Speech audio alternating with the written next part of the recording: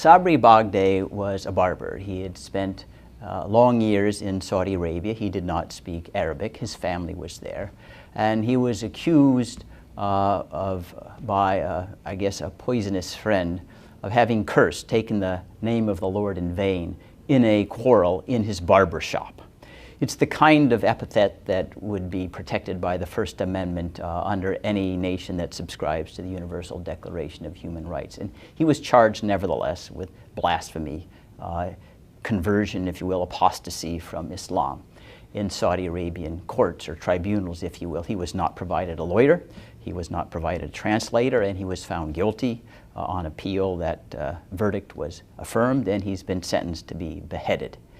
So certainly this is the kind of case that you would expect the Western voices to appear and denounce, because the clear starkness of the penalty and the injustice of criminalizing speech that would be protected in an ordinary nation. Now, there has been, however, relative silence, and I think the urgency of Western intervention is underscored by the contrast with what has happened in similar situations when it's been Christians who have been accused of defiling, desacralizing the Quran or the Holy Prophet.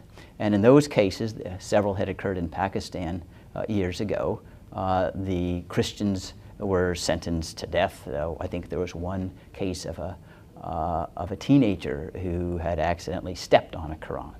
And these punishments were either forgiven or dismissed after the international community voiced very strong objection.